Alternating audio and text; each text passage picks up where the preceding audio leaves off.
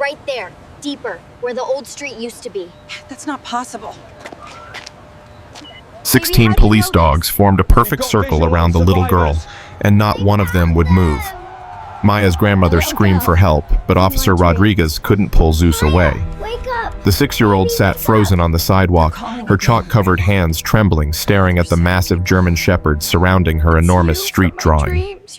Ma'am, what exactly has your granddaughter been drawing? Rodriguez's voice cracked as he looked down at the patterns. His face went white. What are we seeing? Radio downtown. Now. Another officer knelt beside the child's artwork and whispered, "Dear God, this isn't possible." Is that you, John? What Maya had drawn would save 4 lives and shake everything they thought they knew about the human mind. Before we dive into this incredible true story, hit that subscribe button and ring the bell so you never miss these amazing stories. And I'm genuinely curious, drop your city or country in the comments below. I love seeing how far these stories travel and connecting with viewers from around the world. Now let's get into what happened that summer afternoon in Seattle. Maya Chen's small hands moved across the concrete with purpose, dragging blue chalk in careful lines that stretched wider than her grandmother's kitchen table. The 6-year-old had been drawing for 3 hours straight, without stopping, without asking for water, without even looking up. "Maya, baby, your knees," her grandmother Linda called from the bench 15 feet away. "Come rest." "Not finished yet, Grandma." Linda Chen had raised 4 children and helped raise 9 grandchildren, but she'd never seen any of them draw like this. Maya wasn't sketching flowers or princesses or the sun with a smile. She was creating something vast and intricate, something that made passers-by stop and stare with confused expressions. A young couple paused phones out. "Look at that," the woman said. "Is she some kind of prodigy?" "Probably saw something online," her boyfriend replied, but he sounded uncertain. Maya didn't notice them. She'd switched to red chalk now, creating circular shapes within the larger pattern. Her tongue poked out slightly in concentration the way it always did when she was focused. But this wasn't normal childhood focus. This was something else, something that made Linda's stomach twist with unease she couldn't name. "What are you drawing, sweetheart?" Linda asked, moving closer. "The map," Maya said simply. "From my dream." "What map, honey?" "The one the sad people need." Linda's breath caught. Maya had been having the dreams for 2 weeks now. Night after night, she'd wake up crying about people in the dark and the place underground where nobody can hear. The pediatrician had called it an overactive imagination. The child psychologist suggested less screen time before bed. But the dreams hadn't stopped. They'd gotten stronger, more detailed. Until finally 3 days ago, Maya had looked at her grandmother with those serious dark eyes and said, "Grandma, I need to draw them out. I need to show someone where they are." Linda had thought a day out drawing with chalk might help. Art therapy, she'd reasoned. Let the child express whatever was bothering her. She'd brought Maya to this busy downtown corner where street performers often gathered, figuring the activity and sunshine would lift the darkness of those nightmares. But watching her granddaughter now, Linda felt cold despite the summer heat. The drawing was getting bigger. It already stretched 15 feet across the sidewalk, forcing pedestrians to walk around it. And the patterns. Linda couldn't make sense of them. Geometric shapes interconnected with curved lines. Numbers that weren't quite numbers.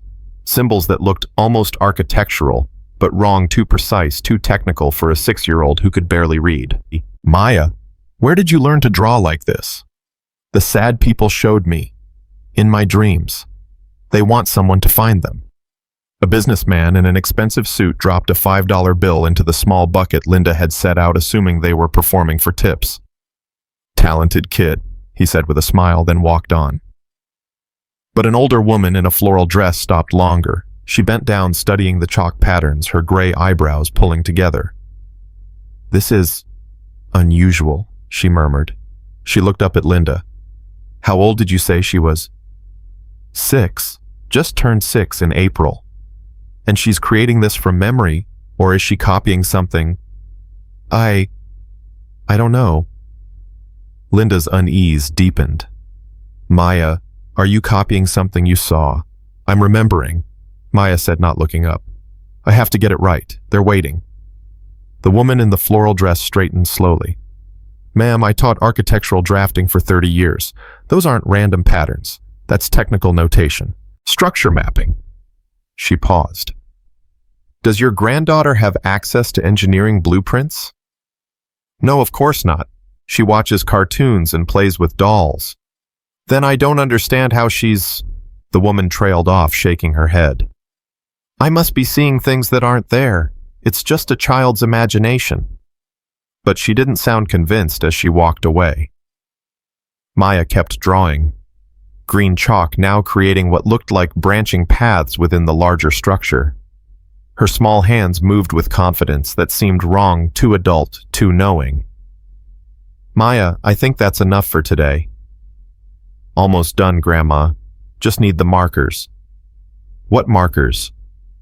The ones that show where they are. Linda opened her mouth to respond when a deep bark cut through the afternoon air. A German shepherd, massive and muscular, stood 20 feet away with his handler. The dog's entire body had gone rigid, nose lifted, ears forward. The officer, a Latino man in his 30s with Rodriguez on his name tag, looked down at his canine with surprise. Zeus, heel. The dog didn't move. He was locked onto something, every muscle tense with focus. Then slowly, Zeus began pulling toward Maya's drawing. Zeus, what are you? Another bark, sharper this time, from a different direction. Linda turned to see another police canine, this one, a female German shepherd straining against her leash 15 feet to the left. Her handler, a young black woman, looked equally confused. Luna, no. Stay. But Luna wasn't listening. She was pulling hard toward the same spot, toward Maya. What the hell? Rodriguez muttered. Then it happened all at once. From 6 different directions across the busy downtown street, police dogs began reacting. A canine unit had been conducting exercises in the area, and every single dog, 16 in total, suddenly went on alert simultaneously. Officers, my dog just locked onto something. Mine too, what's going on? Zeus won't respond, he's pulling toward... Luna, heel, Luna. But none of the dogs obeyed. In a movement that made Linda's heart seize with fear, all 16 police dogs converged on the sidewalk, where Maya sat, still drawing, oblivious to the approaching animals. Maya! Linda screamed, rushing forward. Ma'am, stay back, Rodriguez shouted, but he was struggling to control Zeus, who was now pulling with enough force to drag the grown man forward. The dogs weren't barking aggressively. They weren't showing teeth or raising hackles. But they were urgent, insistent, forming a circle around Maya with the precision of a trained formation. 16 massive German shepherds surrounded the tiny girl, and not one would move away. Maya finally looked up from her drawing, her eyes going wide. Doggies, she whispered. Don't move, sweetheart, Rodriguez called, his voice tight with controlled panic. Everyone pull your canines back, now. But the handlers couldn't. Every dog was locked in place, noses pointed down at the chalk drawing, bodies tense with focus that overrode even their extensive training. Zeus whined, a high-pitched sound of urgency that Linda had never heard from a police dog before. Then Luna joined him. Within seconds, all 16 dogs were whining not at Maya, but at what she'd drawn. What's happening? Linda cried, trying to push through the circle of handlers who had surrounded the dogs. What are they doing to my granddaughter? Ma'am, please step back. We don't know what's... Rodriguez stopped mid-sentence, his eyes fixed on the ground. He'd gotten close enough to see the drawing clearly, his face drained of color. Get Captain Martinez on the radio, he said quietly. Right now. Sir, what? Now. Rodriguez's voice cracked with an emotion Linda couldn't identify. Fear shock. He knelt beside Maya's drawing, careful not to touch the chalk, studying it with the intensity of a man solving a puzzle that terrified him. Officer, what's wrong? Linda demanded. Why won't they move? Rodriguez looked up at her, and Linda saw something in his eyes that made her blood run cold. Ma'am, what exactly did your granddaughter tell you about this drawing? She said it was from her dreams. About sad people who need help.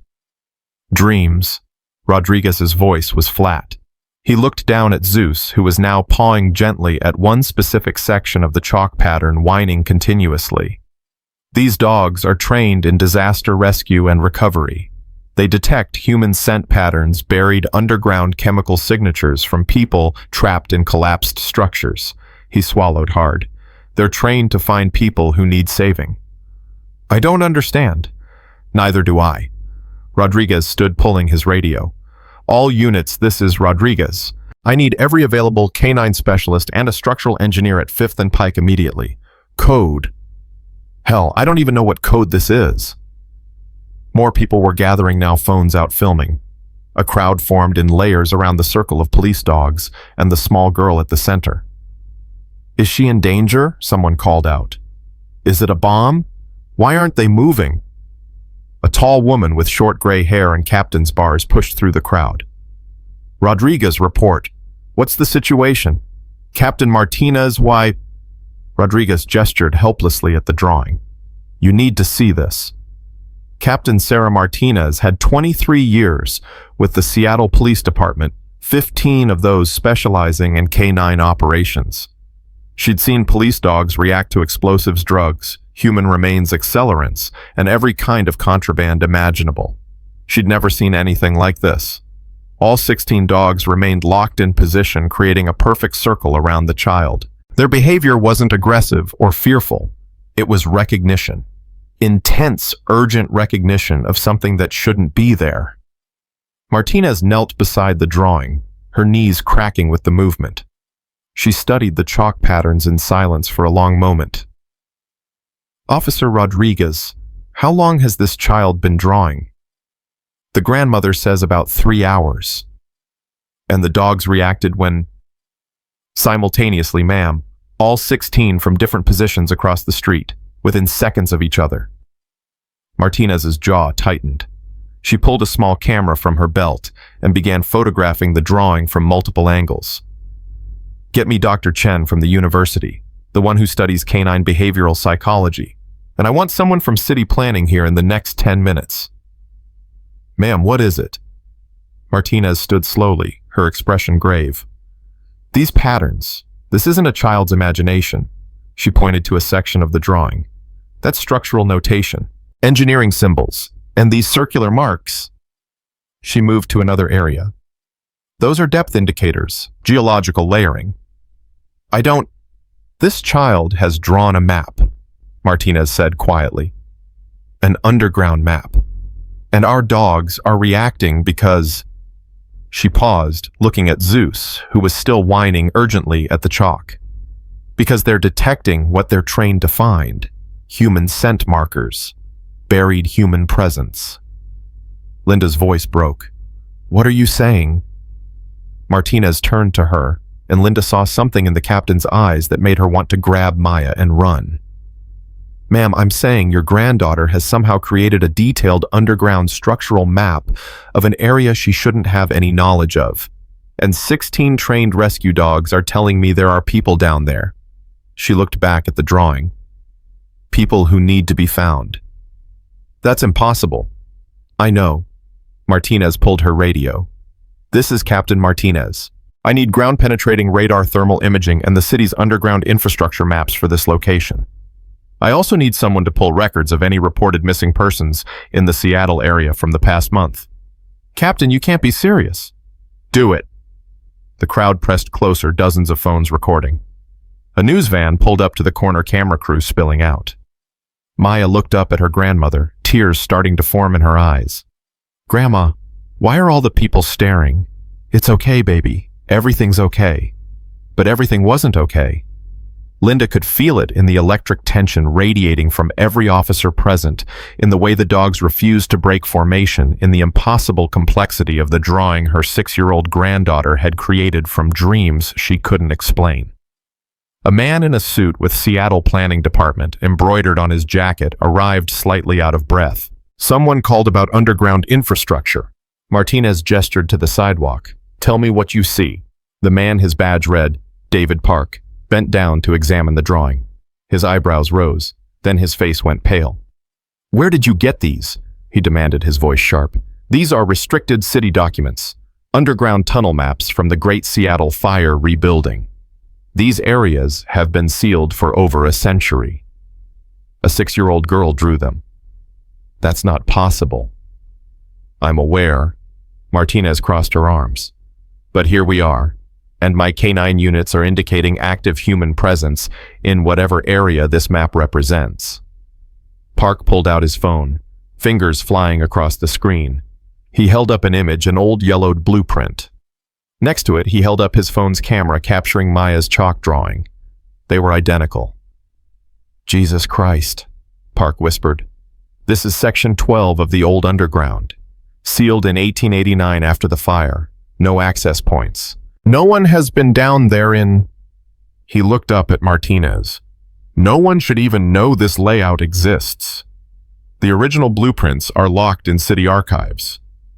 Could someone have stolen them, posted them online? These archives aren't digitized. You'd need special clearance just to view them. Park zoomed in on his phone. And she hasn't just copied the layout. She's added details. Look here. He pointed to marks on Maya's drawing. These weren't on the original blueprints. These look like damage indicators. Structural compromise. Recent damage. Zeus barked sharply, making everyone jump. He pawed at the exact spot Park was pointing to, whining with increasing urgency. That's where the collapse is, Maya said quietly. Everyone turned to stare at her. She pointed to the red circles in her drawing. That's where the sad people are. They're hurt. They've been waiting a long time. Martinez knelt in front of Maya, her voice gentle but firm. Sweetheart, who are the sad people? The ones underground, in the dark. They're scared. How do you know they're there? They showed me, in my dreams. They want to go home. What did they show you exactly? Maya's small finger traced along the chalk lines. They walked here. Then they went down. Through the metal door with the broken lock. Then the ground fell, and they couldn't get out. They called and called, but nobody heard them. Her voice dropped to a whisper. Except me. I heard them. Linda's legs felt weak. Baby, you never told me all that. You said they were just dreams, Grandma. But they weren't dreams. They were real. Martinez's radio crackled. Captain, we've got something. 3 weeks ago, 4 people were reported missing. Urban Exploration Group. Last seen near Pioneer Square, a couple blocks from your location. Cell phones went dead simultaneously. Search focused on the wrong area. We thought they'd gone into the current tourist tunnels. Martinez's hand tightened on the radio. Get me thermal imaging here now, and I need access to any sealed entrances to the old underground within a 6-block radius of this location. Ma'am, those areas have been sealed for over 100 years.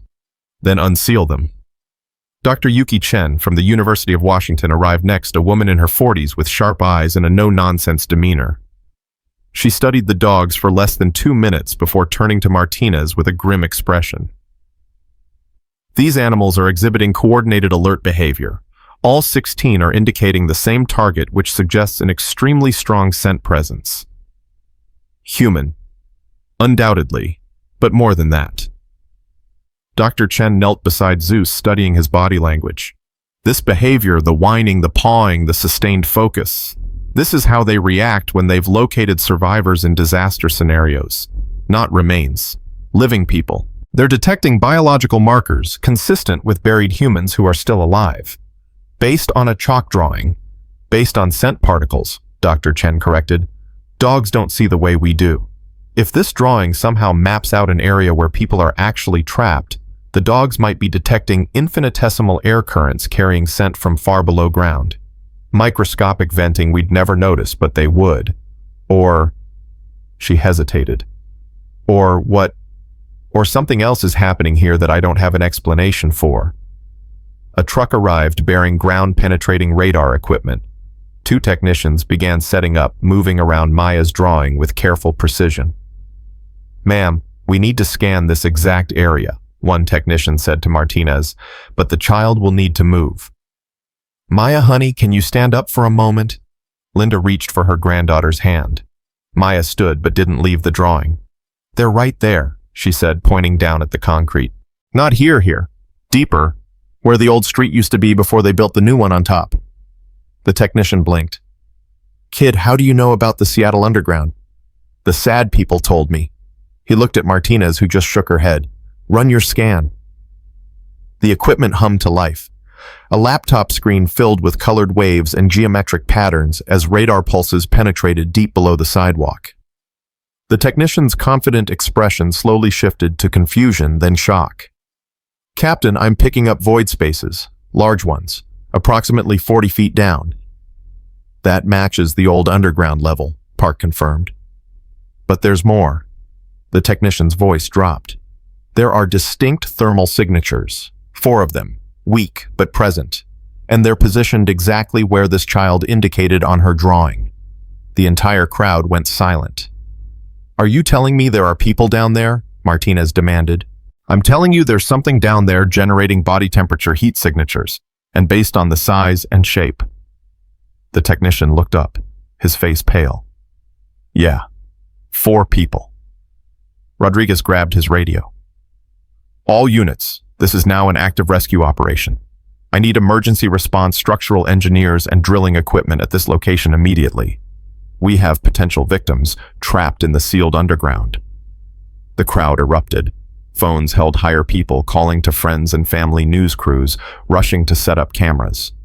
Within minutes, the intersection transformed into a command center. Maya sat back down on her drawing, carefully adding more details with her chalk. They're happy now, she said softly. They know someone's coming. Linda's hands shook as she pulled her granddaughter close. Baby, how is any of this possible? I don't know, Grandma. I just listened when they talked to me. Martinez organized teams with military precision, but her eyes kept returning to the small child at the center of everything. She'd seen a lot in her career, but nothing, absolutely nothing, had prepared her for this. A firefighter captain arrived, assessing the situation. If there really are people down there, we're looking at a complex rescue operation. The underground is structurally unstable. One wrong move and we could trigger a larger collapse. Then we don't make wrong moves, Martinez said flatly. We need an entry point. The old access tunnels were all sealed. This shows one. Maya pointed to a section of her drawing. The metal door. It's broken. That's how they got in. Park pulled up historical records on his tablet. She's right. There was an access door in that location, but it was welded shut in 1964. He looked at the building beside them, an old brick structure with a weathered facade. That building. The access would be in the basement level. Chequinus Martinez was already moving. Rodriguez, you're with me. Everyone else hold position. Keep that drawing protected.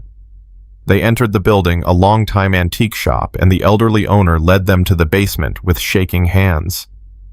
I've owned this place for 40 years. There's nothing down there but old storage. But in the back corner, behind stacks of dusty furniture, they found it. A metal door, just as Maya had described. The weld marks had been broken recently with tools. The door stood slightly ajar. Rodriguez shined his flashlight into the darkness beyond. A ladder led down into absolute blackness.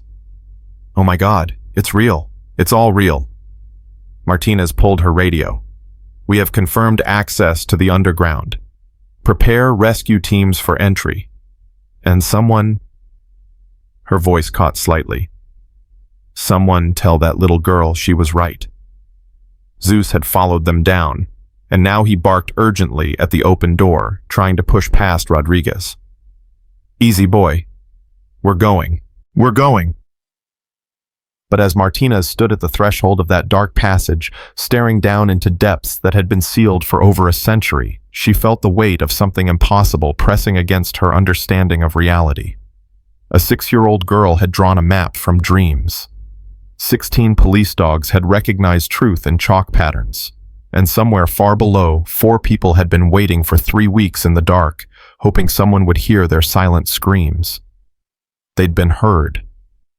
By a child who shouldn't have been listening, by dreams that shouldn't have been real. And now, as rescue teams assembled and equipment rolled into position, everyone present understood they were witnessing something that would be talked about for years to come, something that challenged every rational explanation. Maya sat on the sidewalk above, adding the final touches to her drawing, humming softly to herself. Around her, the 16 police dogs maintained their vigil guardians of a truth that defied logic. "They're coming," Maya whispered, though no one was close enough to hear. "I told you someone would come. I promised." And deep underground in the suffocating darkness of a forgotten tunnel, 4 people who had given up hope felt something shift in the air. A vibration, distant sounds, the impossible sensation that someone somehow knew they were there, that someone was coming, that they weren't alone anymore. The rescue was about to begin. The ladder descended 40 feet into complete blackness, each rung slick with moisture that had accumulated over decades. Rodriguez went first, his flashlight cutting through darkness so thick it seemed to swallow the beam. Zeus followed his claws, scraping against metal breath, coming in excited huffs. "Watch your footing," Rodriguez called up. "Everything down here is rotting." Martinez came next, then 2 firefighters with rescue equipment strapped to their backs. The air grew colder with each step, heavy with the smell of wet stone and something else. Something organic and wrong. Rodriguez's boots hit solid ground. He swept his light across the space and his breath caught. They stood in a tunnel that stretched in both directions, brick walls sweating with condensation, wooden support beams sagging under the weight of a century. This was the old Seattle, the city buried beneath the city sealed away and forgotten. Zeus search. The German shepherd didn't need the command. He was already moving nose to the ground, pulling hard toward the left tunnel. His whining echoed off the walls, urgent and desperate. "He's got something," Rodriguez said, moving forward. They followed the dog through passages that twisted and turned, sometimes so narrow they had to move sideways. The thermal imaging operator stayed close to Martinez, watching his screen. "Signatures are getting stronger, we're close." Zeus stopped suddenly at what looked like a solid wall of collapsed brick and timber. He barked once sharp and commanding, then began pawing at the debris. "This is it," Rodriguez said. "They're behind this." Martinez assessed the collapse. The pile stood 8 feet high, unstable pieces shifting even as they examined it. "We can't just start pulling. The whole thing could come down." "Captain, we don't have time for careful," one firefighter said. "If people have been trapped here for 3 weeks, every minute counts. And if we cause a secondary collapse, we kill them and ourselves." Zeus barked again, frantic now. He could smell them, sense them, knew they were so close. Martinez radioed topside. "We've located the collapse point. We need structural support and drilling equipment down here now." Static crackled back. "Captain, there's something you need to know. We pulled records on the missing urban explorers. One of them, Sophie Martinez, she's your niece." Martinez's world tilted. "What?" "Sophie Martinez, age 24, reported missing 3 weeks ago along with 3 friends. The family was told search efforts had been exhausted." "That's impossible. I would have been notified." "Your brother didn't want to worry you. He thought they'd turn up. By the time he realized how serious it was, the official search had already been called off." Martinez's hand shook as she pressed against the collapsed wall. "Sophie, Sophie, can you hear me?" Silence. Then so faint she almost missed it, a sound. Not quite a voice, more like the ghost of one. A scraping noise from behind tons of debris. "Someone's responding," Rodriguez said. "They heard you." Martinez's professional composure cracked. "Sophie, it's Aunt Sarah. We're here. We're getting you out. Do you hear me? We're getting you out." The scraping came again, more insistent. Then a sound that might have been a voice, might have been hope, trying to take shape in the darkness. Rodriguez grabbed her arm. "Captain, you need to step back. Let us handle this. That's my niece in there. I know, which is why you can't be the one making decisions right now. Your judgment's compromised." Martinez wanted to argue, but she knew he was right. She forced herself to step back, watching as the rescue team began the delicate process of creating a safe opening. Above ground, Maya suddenly stood up from her drawing. Linda looked at her in alarm. "What is it, baby?" They heard her. The lady with the sad voice. She knows one of the sad people. "What are you talking about?" "The police lady underground. She's crying. She knows the girl with the broken leg." Linda felt ice in her veins. "Maya, how could you possibly know that?" "Because the sad people are showing me. They're so happy someone came." Maya's eyes focused on something Linda couldn't see. "But they're scared too. The ground is angry. It wants to fall more. Park overheard this. He grabbed his radio. Martinez, be advised. Structural integrity may be worse than we thought. The child is saying...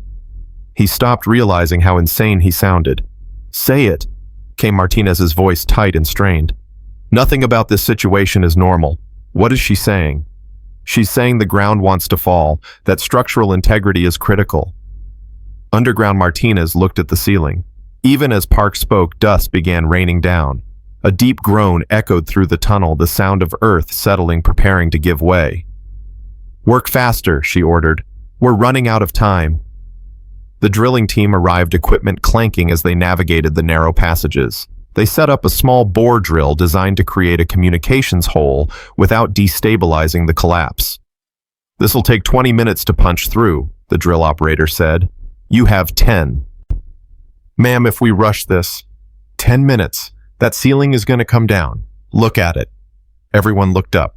Cracks were spreading like spider webs across the curved brick ceiling, dust streaming from widening fissures. The drill bit into the debris. The noise in the confined space was deafening, drowning out everything except the knowledge that somewhere behind that wall, 4 people were running out of time. Zeus pressed against Rodriguez, whining continuously. The dog knew what the humans were only beginning to understand. This rescue was a race against inevitable collapse. 5 minutes in, the drill bit broke through. We've got an opening, the operator shouted. Martinez pushed forward, pressing her face near the small hole. Sophie, can you hear me? For a terrible moment, nothing. Then a voice, weak and cracked from dehydration, emerged from the darkness. Aunt Sarah. Martinez's sob was raw and uncontrolled. Yes, baby. Yes, it's me. We're here. Are you hurt? Are the others with you? I can't. Water. We haven't had... Sophie, stay with me. How many are with you? 4. All 4. Marcus broke his leg. Jen's unconscious. We thought... No one was coming. We thought... Listen to me. We are coming. Do you understand? We are coming through that wall. But I need you to tell me about the space you're in. Can you move away from the collapse point? It's small, maybe 10 feet across. The ceiling is low. There's water dripping somewhere, but we can't reach it. Can everyone move away from where my voice is coming from? A pause. Movement sounds. A cry of pain, Marcus with the broken leg. Then Sophie's voice again, farther away. We're back. We're as far as we can get. Good girl. Now I need you to stay calm. We're going to make noise. It's going to be scary, but that noise means we're coming for you. Aunt Sarah, how did you find us? No one knew we were here. We gave up on anyone finding us. Martinez's throat tightened. A little girl drew you a map.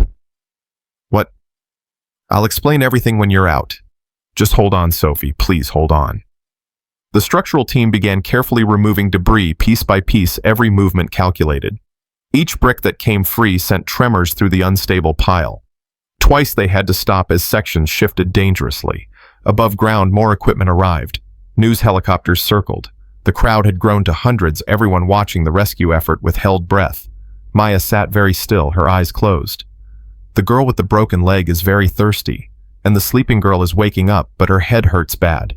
A paramedic crouched beside her. Sweetheart, how do you know these things? They're telling me. Can't you hear them? No, honey, no one can hear them but you. Maya opened her eyes, looking at the paramedic with an expression far too old for her 6 years. That's why they picked me. Because I was listening when nobody else could. Dr. Chen had been documenting everything. Now she spoke quietly into her recorder. The child continues to provide real-time information about the trapped individual's conditions. Information she has no logical way of accessing. The dogs remain in formation around her drawing as if guarding the communication channel. Rodriguez's voice crackled over the radio. We're through the collapse. We have visual on all 4 victims, requesting immediate medical support. The crowd erupted in cheers. Linda pulled Maya into a fierce hug, tears streaming down her face. You did it, baby. You saved them. But Maya's face was troubled. It's not over, Grandma. The ground is still angry. Underground Martinez pushed through the opening they'd created. Her flashlight beam found 4 faces, gaunt and hollow eyes, squinting against light they hadn't seen in 3 weeks. Sophie.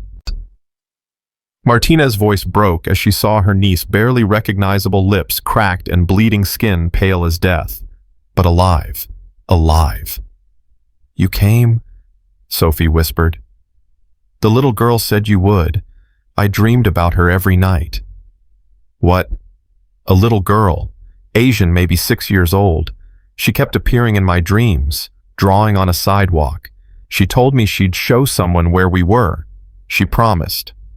Sophie started crying. "I thought I was going insane, but she was real. She's real. She's up there right now. And yes, she showed us where you were." Paramedics squeezed through the opening, assessing injuries rapidly. Marcus screamed as they touched his mangled leg. Jen, the unconscious woman, was starting to stir, moaning in pain. The other 2 survivors clutched water bottles with shaking hands, gulping desperately. "We need to move them now," a paramedic said. "They're severely dehydrated, hypothermic, and that leg needs immediate surgery." "Start with the conscious ones," Martinez ordered.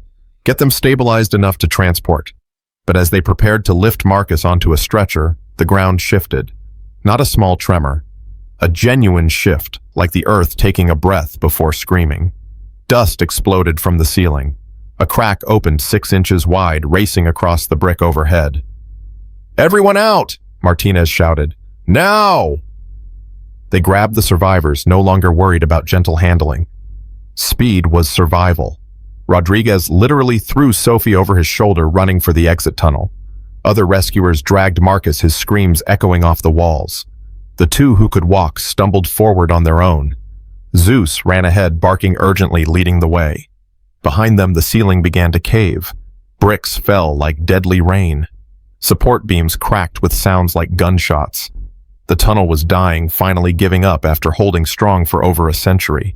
Martinez was the last one through the opening, and she felt the air pressure change as the space behind her collapsed completely. Tons of brick and earth thundering down, filling the chamber, where Sophie and the others had been trapped, erasing all evidence they'd ever been there. "Move, move, move!" Rodriguez's voice cut through the chaos. They ran through passages that were collapsing in sequence like dominoes falling. The rescue became an escape. The rescuers needed rescuing. Zeus reached the ladder first, barking up at the exit. Rodriguez pushed Sophie toward it. "Climb." "I can't, I'm too weak." "Then I'll carry you." He got under her, taking her weight, and started climbing one-handed, his other arm locked around her waist. The others followed Marcus, being hauled up by 2 firefighters despite his screams of agony. Jen, barely conscious, was strapped to a specialized rescue harness. Martinez climbed last, feeling the ladder shake as the walls around it crumbled. She looked down once and saw the floor of the tunnel open up, revealing an even deeper darkness beneath. The underground wasn't just collapsing, it was being swallowed by voids that went down to depths she didn't want to imagine. Her hands found the top rung. Strong arms grabbed her, hauling her out into the basement of the antique shop. Behind her, the access door shook violently, and then a sound like thunder rolled up from below. The entire underground section gave way, falling into itself, centuries of history erased in seconds. They staggered out into daylight, and the crowd went wild. Paramedics rushed forward, surrounding the survivors. Marcus was loaded into an ambulance, immediately sirens already wailing. Sophie collapsed onto a gurney, crying and laughing and thanking God all at once. Martinez stumbled, and Rodriguez caught her. "You okay, Captain?" "No, but they're alive. They're alive." Zeus trotted over to Maya, who was still sitting by her drawing. The big German shepherd lowered his head, and Maya wrapped her small arms around his neck. "Good dog," she whispered. "You brought them home." Zeus licked her face, his tail wagging for the first time all day. Sophie, being wheeled toward an ambulance, suddenly grabbed the paramedic's arm. "Wait! Stop! Where's the girl?" "The little girl." "Ma'am, you need medical attention." "Where is she?" Martinez understood. She took Sophie's hand. "I'll bring her to you." She walked over to where Maya sat with Linda, both of them looking exhausted, and overwhelmed. "Maya, there's someone who wants to meet you." Maya looked up with those two old eyes. The girl with the broken dreams. Broken dreams. That's what she told me, that she had dreams about being a teacher, but they broke when the ground fell. Martinez felt her skin prickle. Sophie had been in graduate school studying to become a teacher. How could Maya know that? She led Maya to Sophie's gurney. The two stared at each other, the battered, skeletal young woman and the tiny child who had saved her life. "It's you," Sophie breathed. "From my dreams. You're real." "You're real too," Maya said simply. "I'm glad you're not sad anymore. How did you know where we were? How did you see us?" Maya thought about this seriously. "I don't know. I just heard you calling. At night when everything was quiet, I heard all four of you calling, and I promised I would tell someone where you were. I don't break promises." Sophie reached out with a shaking hand, touching Maya's chalk-stained fingers. "Thank you. Thank you for listening. You're welcome." The ambulance doors closed, taking Sophie away. Martinez stood beside Maya, both of them watching it go. "Captain, we need statements," an officer called. "Later." "Ma'am, the media." I said later. Martinez's voice was sharp. She softened, looking down at Maya. "This child just did something impossible. She needs rest, not interrogation." But the questions would come eventually. How did she know what connected her to four strangers trapped underground? How did a 6-year-old create a detailed engineering map of sealed tunnels? Dr. Chen approached Martinez quietly. "I've been analyzing the timeline. Maya started having dreams exactly 3 weeks ago, the same day Sophie and her friends went missing. Coincidence? I don't believe in coincidences this precise." Dr. Chen looked at Maya, who was now drawing again with her chalk normal kid drawings, this time flowers and butterflies. "The human brain in extreme crisis produces electromagnetic signals we don't fully understand. If those four people were desperate enough, terrified enough, maybe their combined consciousness somehow reached out, found someone receptive. A child whose mind wasn't closed to impossible things. You're saying she's psychic. I'm saying she's a receiver, and they were broadcasting the strongest signal of their lives, the need to survive." Martinez had no response to that. In 23 years of law enforcement, she'd learned to trust facts, evidence, logic. But today had shattered her understanding of what was possible. The ground-penetrating radar team was packing up. The operator approached Martinez with his laptop. "Captain, you need to see this. I've seen enough for today. No, you really need to see this." He pulled up a scan image. "We continued monitoring after you went underground. When the collapse happened, the thermal signatures we'd been tracking, they moved. Before the cave-in, they were stationary. But in the 30 seconds before you evacuated, all 4 heat signatures moved in synchronized patterns to the exit tunnel. So, they were running for their lives. Ma'am, these signatures moved before the collapse started. 6 seconds before. Before there was any way they could have known the ceiling was about to fail." Martinez stared at the screen. "What are you saying?" "I'm saying they knew it was coming. All 4 of them knew at exactly the same moment that they needed to move, like someone warned them." Martinez turned to look at Maya, who was showing her grandmother the flower she'd drawn. "The ground is still angry," Maya had said moments before the collapse. Had she warned them? Not with words, but with whatever impossible connection had linked her to those trapped survivors for 3 weeks. Had she in that critical moment screamed at them in a language that had nothing to do with sound? Martinez didn't know, couldn't know. But she was certain of one thing: she'd just witnessed something that would haunt her for the rest of her career. Zeus stayed close to Maya all afternoon, refusing to leave her side, even when his handler called him. The other 15 K9s had dispersed, returning to normal patrols, their urgent mission complete. But Zeus seemed to understand his role wasn't finished. As evening approached and the crowds finally began to thin, Linda tried to gather Maya to go home. The little girl looked exhausted, dark circles under her eyes, chalk dust covering her clothes and skin. "Come on, baby, let's get you home." But Maya resisted, looking back at her drawing. "I need to finish it." "Honey, it's finished. You saved those people. It's done." "Not that part." Maya pointed to a section of the drawing she hadn't touched yet, blank concrete waiting for chalk. There's one more thing I need to draw. Maya, you're tired. Please, Grandma, it's important. Linda looked at Martinez helplessly. The captain nodded. Let her finish. Maya returned to her drawing, picking up white chalk this time. She began creating new shapes in the empty space, working with the same intense focus she'd shown all day. Everyone still present watched in silence, wondering what could possibly be left to communicate. After 10 minutes, Maya sat back. Now it's done. Martinez stepped closer, studying the new addition. Her blood ran cold. Maya had drawn 4 figures, simple stick figure representations, and above each figure she'd written names.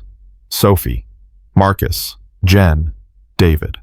The 4 survivors. Their names spelled perfectly. Maya, Martinez said carefully. How do you know their names? They told me. When I promised to help them, they told me their names so I would know who I was saving. Baby, did someone tell you those names? Someone here? No, they told me, in my dreams. Sophie told me first. She was the loudest. Then Marcus, he was crying a lot because his leg hurt. Then Jen and David. Martinez pulled her phone, checking the missing persons report. The names matched perfectly. 4 urban explorers, Sophie, Martinez, Marcus, Chen, Jennifer Walsh, and David Patterson. Their names had never been released to the media. Only the families and the investigating officers knew them. This isn't possible, Martinez whispered. That's what everyone keeps saying, Linda said quietly. But it keeps being possible anyway. Dr. Chen was furiously taking notes. I need to study this. With the family's permission, I want to interview the survivors once they're stabilized. Document exactly what they experienced, what they remember, whether they have any conscious memory of communicating with Maya. And if they do, Martinez asked, if they confirm they somehow connected with her, what does that mean? It means we have to reconsider everything we think we know about human consciousness, about the limits of the mind during extreme trauma, about what desperation can make us capable of. A reporter managed to slip through the police line, shoving a microphone toward Maya. Little girl, how does it feel to be a hero? Zeus growled, low and threatening. Rodriguez stepped between the reporter and Maya. Back off, now. The public has a right to know. The public has a right to let a 6-year-old child go home and rest after the most traumatic day of her life. Move back. The reporter retreated, but Martinez knew this was only the beginning. By tomorrow, Maya's face would be on every news channel in the country. Her impossible gift, her unexplainable connection to 4 strangers would be analyzed and debated and dissected by everyone with an opinion. We need to protect her, Martinez said to Linda. This is going to get overwhelming very fast.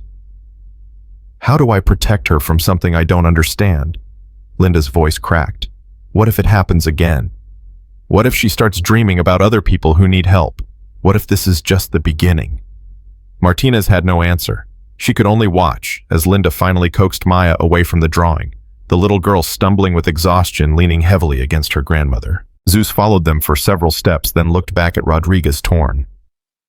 It's okay, boy, Rodriguez said softly. Let her go. But the dog whined, unhappy with the separation, as if he knew Maya might need protection from forces none of them could see.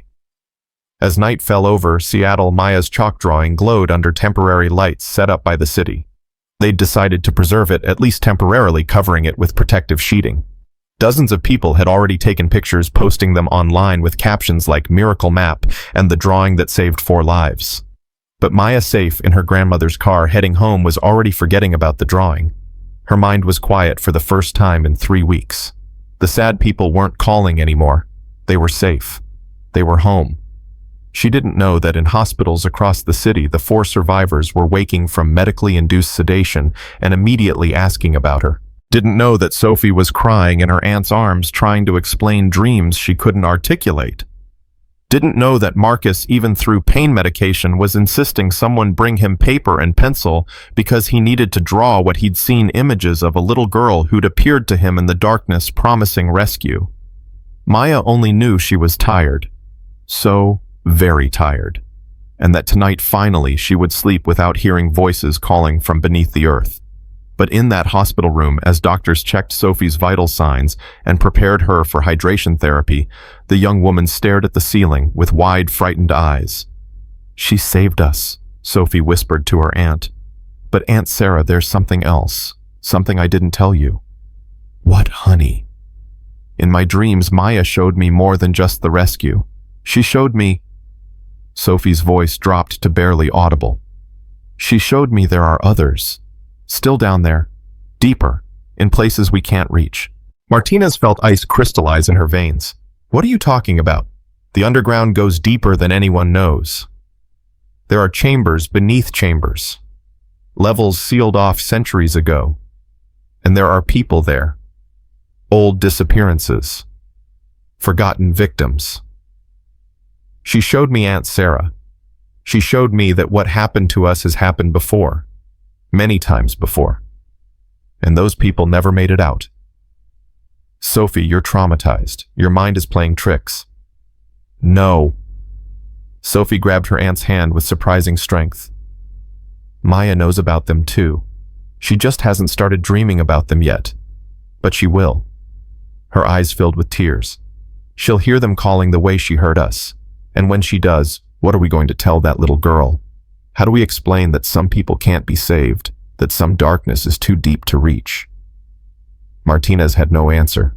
She could only hold her niece's hand and wonder what they'd truly awakened by pulling 4 people from the earth. What door had they opened, and what else might come calling through it? 3 days passed before Maya's nightmares returned. Linda found her granddaughter standing in the kitchen at 2 in the morning, eyes open but unseeing chalk in her hand drawing on the refrigerator door. Not the playful scribbles of a child, but symbols. Complex, interlocking patterns that made Linda's stomach turn. "Maya, wake up. Baby, wake up." Maya's hand kept moving, creating lines that intersected with mathematical precision. Her lips moved whispering words Linda couldn't quite hear. "Maya." Linda shook her gently, and the child's eyes finally focused. "Grandma." Maya looked at the chalk in her hand, then at the refrigerator, confused. "Why am I drawing?" "You were sleepwalking. Come on back to bed." But as Linda led her away, Maya looked back at what she'd created. "They're calling again, Grandma. The other sad people, the ones who've been waiting longer." Linda's blood went cold. "What other people?" "The ones deeper down. They heard I helped the first ones. Now they want help too." Maya's voice was small, frightened. "But Grandma, they're so far down. I don't think anyone can reach them." Linda called Martinez at 3 in the morning. The captain arrived at their apartment 40 minutes later, still in sweatpants, her hair uncombed. Dr. Chen came with her. They stood in the kitchen, staring at Maya's refrigerator drawing. Dr. Chen photographed it from multiple angles, her hands shaking slightly. "These patterns," she said quietly. "They're similar to what she drew before, but different, deeper, like she's mapping levels beneath the sealed underground." "That's impossible," Martinez said. "The sealed sections only go down about 60 feet. Below that is solid bedrock." "Are you sure about that?" Martinez pulled out her phone, calling David Park from City Planning. He answered on the 4th ring, groggy and irritated. "This better be an emergency." "It is. I need you to tell me what's beneath the Seattle underground, below the sealed sections." "Nothing. Bedrock. Why? Are there any historical records of deeper excavations? Mining operations? Anything?" A pause. "Why are you asking me this at 3 in the morning?" "Just answer the question." Park sighed. "There are legends, old stories about Chinese laborers who dug deeper tunnels in the 1880s. Rumors of a second underground level used during Prohibition. But there's no documentation, no maps. Most historians consider it urban mythology. What if it's not mythology? Then we'd be talking about structures over 140 years old, completely sealed off, probably collapsed by now. Sarah, what's going on?" Martinez looked at Maya's drawing. "I'll call you back." She hung up and turned to Linda. "Has she said anything else? Any names, details?" "Just that they've been waiting a very long time, and that they're scared of being forgotten forever." Maya appeared in the kitchen doorway, rubbing her eyes. She walked straight to the refrigerator and pointed to a specific symbol. "This one is crying the loudest. Her name is Elizabeth. She's been down there since the big fire. Martinez felt her skin prickle. The big fire? You mean the Great Seattle Fire of 1889? Maya nodded. She says everyone forgot about the people who were trapped when the fire came. They sealed the tunnels to stop the flames, but people were still inside. They've been there ever since. Baby, that was over 130 years ago, Linda said gently. No one could survive that long. I know. Maya's eyes were sad and far too old. She's not alive anymore. None of them are. But they're still there, still calling. They don't want to be alone anymore. The room fell silent. Dr. Chen set down her camera with trembling hands. She's describing residual consciousness, Dr. Chen said. In parapsychology, there are theories about traumatic deaths leaving imprints. Energy patterns that persist in locations where terrible things happened. If people died trapped underground during the fire, terrified and abandoned, that kind of psychic trauma could theoretically create lasting impressions. You're talking about ghosts, Martinez said flatly. I'm talking about energy we don't understand, and a child who seems able to perceive it. This is insane. 3 days ago, this child drew a perfect map of sealed tunnels and led us to 4 living people no one else could find. You said yourself it was impossible, but it happened. So maybe we need to expand our definition of possible. Martinez ran her hands through her hair, exhausted. Even if I believe this, what am I supposed to do? Open an investigation into deaths from 1889. Excavate beneath the bedrock on the word of a 6-year-old who says she's hearing dead people. You don't have to do anything, Linda said quietly. We're leaving. I'm taking Maya somewhere she can't hear these voices anymore. Grandma, that won't work. Maya's voice was matter-of-fact. They're not calling from the ground here. They're calling from inside my head. I'll hear them anywhere. Linda's face crumpled. Baby, I don't know how to help you. I know. Nobody does. Maya looked at Martinez. But the police lady's niece knows. Sophie knows what I'm hearing is real. Martinez's phone buzzed. A text from the hospital. Sophie was asking to see her, urgently. I have to go, Martinez said. Dr. Chen, document everything here. Linda, don't let her draw anymore. Not until we understand what's happening. But as Martinez drove to the hospital, she couldn't shake the image of Maya's small face, those 2 knowing eyes carrying a burden no child should bear. What had they awakened in her? And how did they stop it? Sophie was sitting up when Martinez arrived, looking better than she had 3 days ago. Color had returned to her face. IV fluids restoring what 3 weeks of dehydration had stolen, but her eyes held something new. Fear. You said it was urgent. Sit down, Aunt Sarah. Martinez sat. Sophie gripped her hand tightly. I need to tell you what really happened down there. What we found before the collapse trapped us. Sophie, you don't have to. Yes, I do, because it's connected to Maya, to what she's experiencing now. Sophie took a shaky breath. We weren't just exploring. We were looking for something specific. David had found references in old Chinese newspapers from the 1880s. Stories about a second level beneath the Seattle underground. A place where Chinese laborers lived and worked hidden from the anti-Chinese violence happening above ground. Park mentioned something about that. He said it was mythology. It's not. We found the entrance. A sealed passage behind a false wall in one of the tourist tunnels. We shouldn't have opened it, but David was obsessed. He wanted to prove the stories were true. Sophie's grip tightened. We went down. And Aunt Sarah, there are chambers down there. Rooms carved into bedrock, and they're not empty. Martina's throat went dry. What do you mean? We found remains. Human remains. Dozens of them. Maybe more. Sealed in chambers like tombs. Sophie's voice cracked. They were workers. Chinese laborers. We could tell from the clothing remnants, the tools left beside them. They'd been trapped down there during the fire. The passages were sealed, probably deliberately, and they had no way out. They died waiting for rescue that never came. My God. There's more. David took photographs, documented everything. His camera is still down there, somewhere in the rubble. But before we could get back to the surface, the ground gave way beneath us. We fell into a collapsed section. That's where we were trapped for 3 weeks. Why didn't you tell me this immediately? Because I thought I was losing my mind. But then Maya started drawing and I saw the patterns she created and I recognized them. She drew the chambers where we found the remains. She drew the passages we explored. Places she's never been. Places that have been sealed for over a century. Martinez stood pacing. You're telling me there's a mass grave beneath downtown Seattle that no one knows about? I'm telling you there's a forgotten tragedy buried under this city. And somehow those people are reaching out to the one person who can hear them. The same way we reached out to her when we needed saving.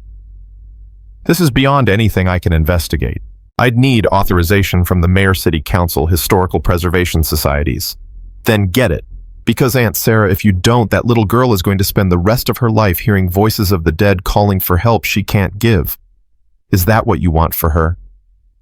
Martinez closed her eyes. What do you expect me to do? Excavate beneath the entire downtown area looking for century-old remains? The cost alone would be millions. The disruption to the city would be catastrophic. I expect you to believe her, the way you believed she knew where to find us. Because if you don't, you're abandoning those people a second time, and you're abandoning Maya to carry their voices alone. A nurse entered with medication, giving Martinez an excuse to leave. She stood in the hospital corridor, her phone in her hand, knowing she was about to make a call that would either save a child or end her career. She dialed the mayor's office. 2 hours later, Martinez sat in a conference room with the mayor, the police chief David Park, 3 city council members, and a representative from the Historical Society. She laid out everything: Sophie's account, Maya's drawings, the possibility of undiscovered chambers beneath the sealed underground. You want us to authorize excavation based on a 6-year-old's nightmares, the mayor said flatly. I want you to authorize ground-penetrating radar and thermal imaging of the areas beneath the sealed sections. Non-invasive preliminary investigation. If we find evidence of undiscovered chambers, then we discuss excavation. The cost will be a fraction of what we'd pay in lawsuits if this story gets out and we did nothing. Sophie Martinez documented her discovery. Those photographs exist somewhere. If the media learns there's a mass grave beneath downtown and we ignored evidence of it, this administration won't survive the scandal. The mayor's face hardened. That sounds like a threat, Captain. It's reality. We have an opportunity to do the right thing. Recover remains of people who died in one of Seattle's darkest historical moments. Give them proper burial. Honor their memory. Or we can dismiss this as a child's imagination and hope it goes away. What if the radar finds nothing? A council member asked. Then we move on. But what if it finds something? Can any of you live with knowing we had a chance to bring those people home and chose not to? The room fell silent. Finally, the mayor nodded. You have 48 hours. Discreet investigation. If you find credible evidence, we'll reconvene. If not, this ends and we don't speak of it again. Martinez left the meeting and called Dr. Chen. I need you to bring Maya downtown. We're going to scan the areas she drew on her refrigerator. Sarah, she's 6 years old. She's terrified. I know, but she's also the only one who knows where to look. We have 2 days to prove she's not making this up. Without her, we're guessing. An hour later, Maya stood on a downtown street corner, Linda holding her hand protectively. The ground-penetrating radar team set up equipment while news crews filmed from behind police barriers. Word had gotten out despite attempts at discretion. Maya's face was about to be broadcast to millions again. Where do we start? The radar operator asked Martinez. Maya pointed to the ground beneath a coffee shop. There. The crying lady is right there. The operator exchanged a skeptical look with his colleague but positioned the equipment where Maya indicated. The radar sent pulses deep into the earth, creating images on the laptop screen. Everyone crowded around, watching the patterns form. For a long moment, nothing unusual appeared. Then a shape emerged roughly 60 feet down, a void space where there should be solid bedrock. That's not possible, the operator said. There shouldn't be any hollow spaces at that depth. How big? Martinez asked. Maybe 15 feet across. Could be a natural cave formation, but the edges are too regular. This was carved by human hands. Maya tugged Martinez's sleeve. Can you see her? We see something, sweetie. A chamber. You're right, there's something down there. Can you bring her up? She wants to go home.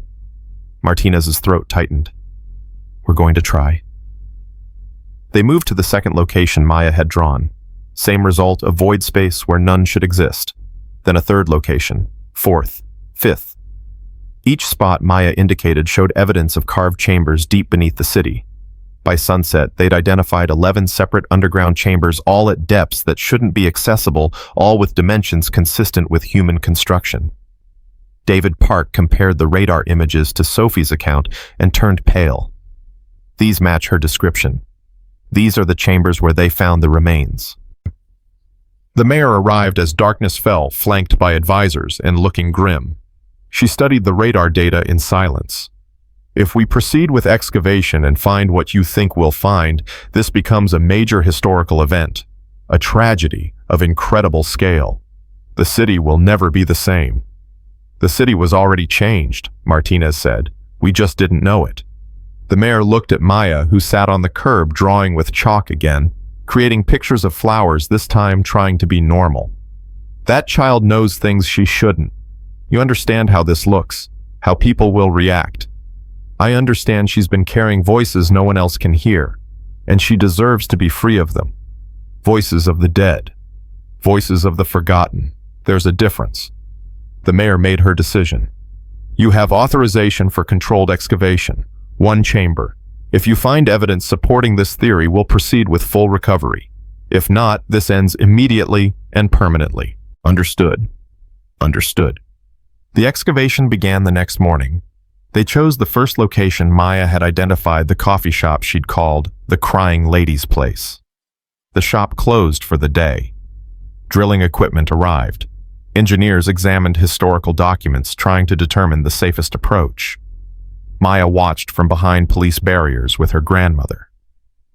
Zeus sat beside her, the big German shepherd, having somehow shown up that morning, his handler Rodriguez giving up on keeping them separated. You should go home, Martinez told Linda. This could take hours, days even. She won't leave. She says the lady is waiting for her. Linda, she's 6. She drew a map that saved 4 lives. She's identified 11 hidden chambers that professional historians didn't know existed. Maybe stop telling me what my granddaughter should or shouldn't do and start listening to what she knows. Martinez had no response to that. She turned back to the excavation site where crews were drilling through concrete and earth, following radar guidance toward the chamber 60 feet down. Sophie arrived on crutches against medical advice. She stood beside Maya, both of them silent, watching the drill bit disappear into the ground. You hear her too, don't you? Maya asked quietly. Sophie hesitated, then nodded. Since we were trapped, I hear things I shouldn't. Voices in empty rooms, whispers in the dark. The doctors say it's trauma, PTSD, but it's not. It's real. Does it scare you? Terrifies me. Does it scare you? Maya thought about this. Not anymore. They're not trying to hurt us. They're just lonely. They want someone to remember they existed. You're very brave. I don't want to be. I want to be normal. I want to draw flowers and play with dolls and not hear dead people crying. Sophie's eyes filled with tears. She put her arm around Maya's small shoulders. I know, honey. I know.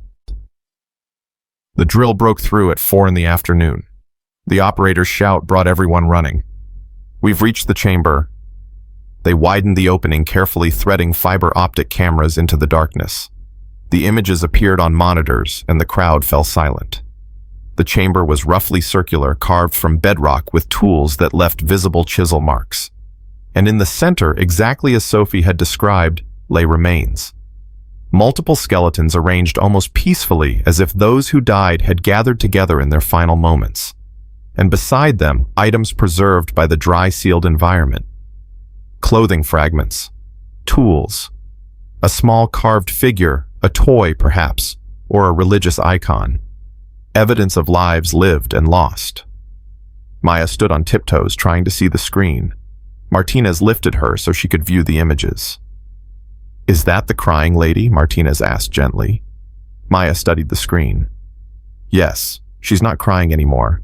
She's happy we found her." The Historical Society representative, Dr. Alice Wong, stepped forward with tears streaming down her face. "These are Chinese laborers. The clothing style, the tools, they're from the 1880s. This confirms everything we suspected, but could never prove. There was a second underground. They did die when the tunnels were sealed." "How many more chambers are there?" the mayor asked. Maya identified 11. "If each contains similar numbers..." Dr. Wong couldn't finish the sentence. "We could be looking at dozens of victims, maybe more." Martinez felt sick.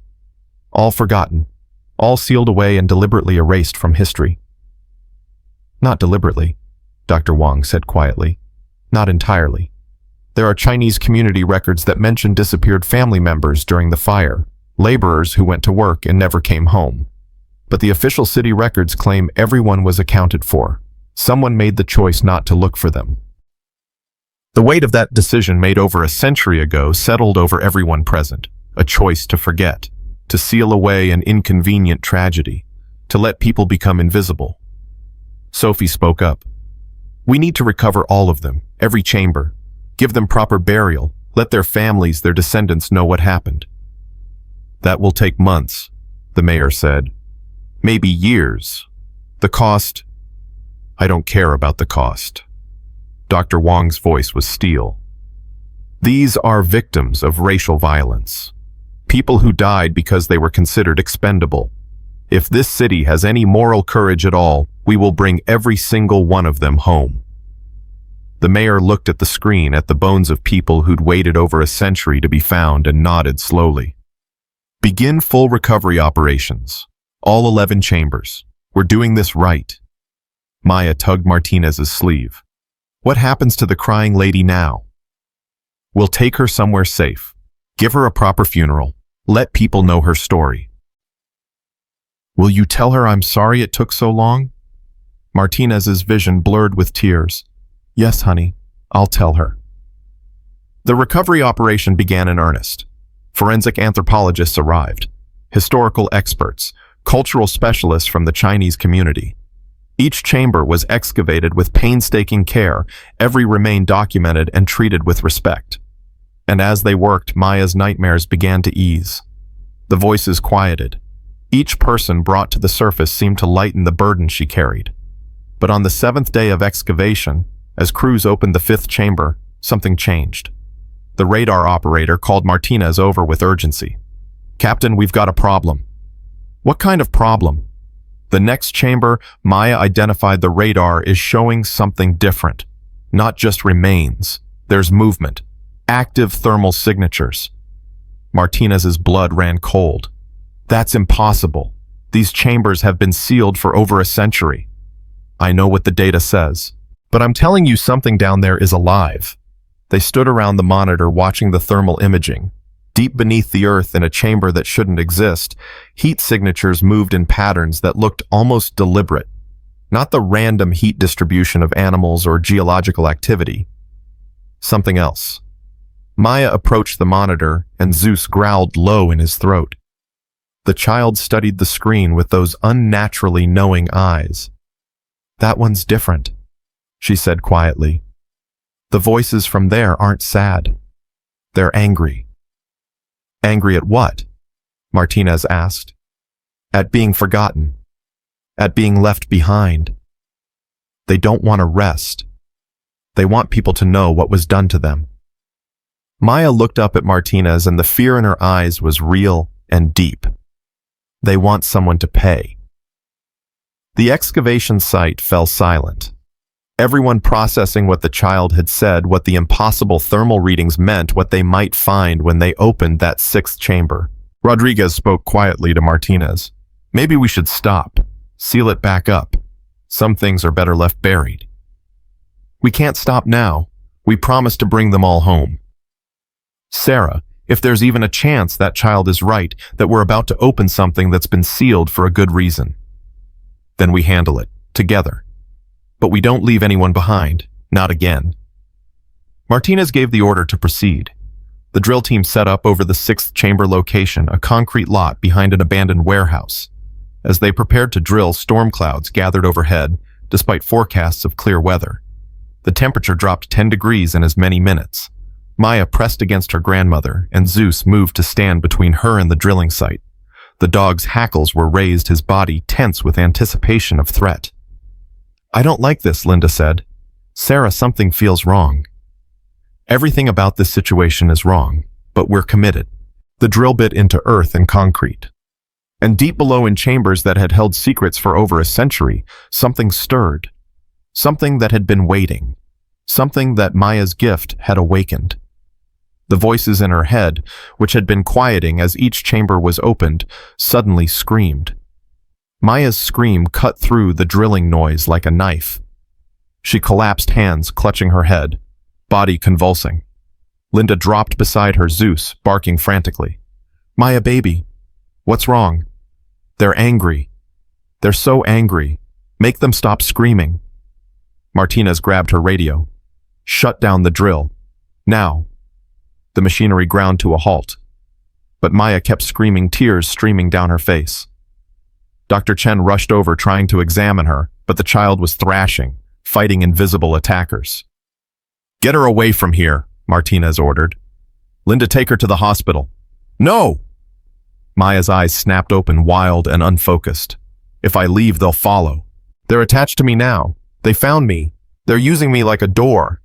"A door to what?" Dr. Chen asked, her voice tight with fear. "To here. To now. They've been trapped so long they forgot how to let go. They don't want rest anymore. They want revenge." The ground beneath the drill site trembled.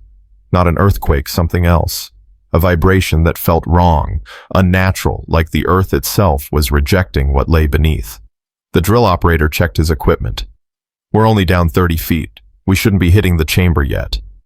"Then what's causing the vibration?" Rodriguez demanded. "I don't know. It's like something's pushing up from below." Martinez looked at the thermal imaging. The heat signatures in the sixth chamber were moving faster now, congregating at a single point, the point directly beneath the drill. "They're coming to the surface," Maya whispered, her voice hoarse. "They heard the drilling, and they're coming up. They think we're trying to reach them the way we reached the others. But they don't understand. They're not the same anymore. They've been angry for too long." Sophie pulled herself forward on her crutches. "Maya, when we were trapped, you connected with us. You heard us calling. Can you talk to them? Tell them we're trying to help." "I tried. They won't listen. There's something wrong with them. Their voices are all twisted together. I can't tell where one person ends and another begins. It's like they've become one big angry thing." Dr. Wong stepped forward, her face pale but determined. "In Chinese folklore, there are stories of hungry ghosts, spirits who died violently or were denied proper burial. They become vengeful, unable to move on. If these people were sealed alive, left to suffocate or starve in the dark, their final moments would have been filled with terror and rage." "You're talking about supernatural revenge," the mayor said. "That's not real. 3 weeks ago, you would have said a child couldn't draw a map of sealed tunnels she'd never seen. You would have said 16 police dogs couldn't detect people through 60 feet of earth. What's real changed the day Maya started listening." The vibration intensified. Cracks appeared in the concrete lot, spiderwebbing outward from the drill site. The crew backed away, equipment forgotten. "Everyone clear the area," Martinez shouted. "Now." But before anyone could move, the drill suddenly lurched downward, pulled by invisible force. It dropped 20 feet in seconds, disappearing into earth that seemed to swallow it. The grinding of metal on stone echoed up from below, a sound like screaming. "Jesus Christ." The operator stared at where his equipment had vanished. "That's not possible. The ground shouldn't give way like that."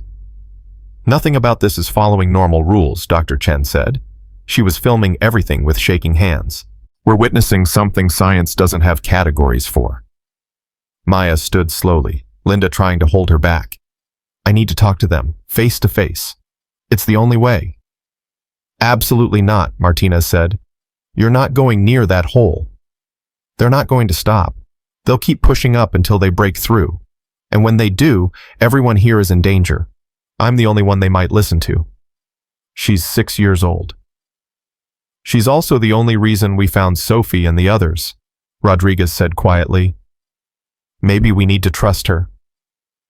Trust her to what? Walk into a collapsing excavation site to negotiate with angry ghosts. That's insane. This whole situation is insane, Sophie shouted. But Maya's been right about everything so far. What if she's right about this too? The ground shook harder. More cracks appeared, some wide enough to see darkness beneath. From those openings came a sound, not wind, not machinery, but something that resembled breathing.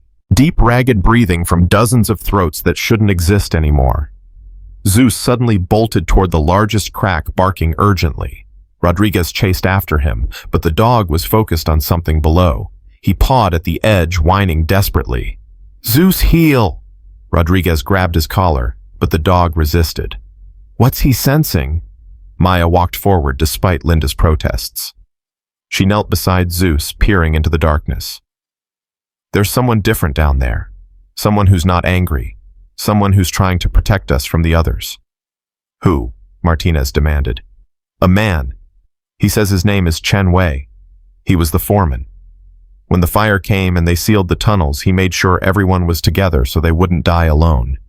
He's been trying to keep the others calm all these years, but he's losing control. They're too angry.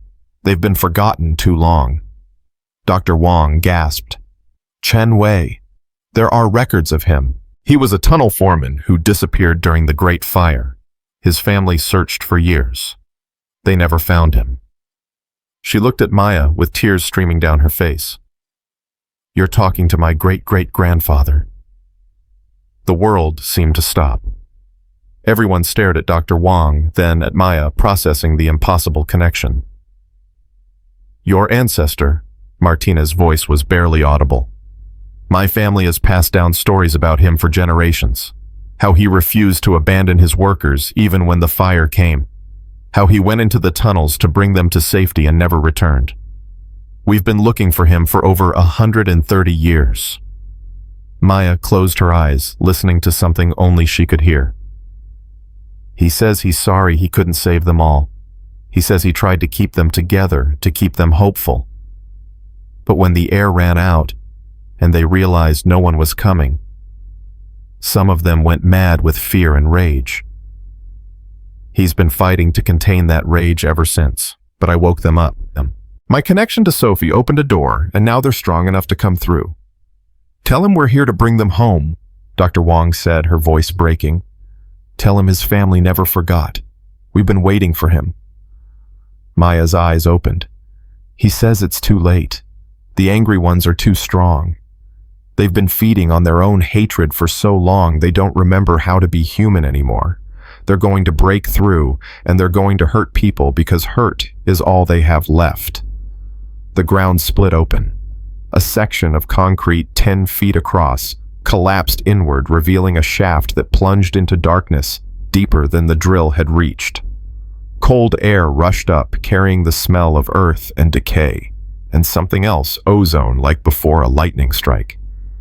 From that darkness came voices.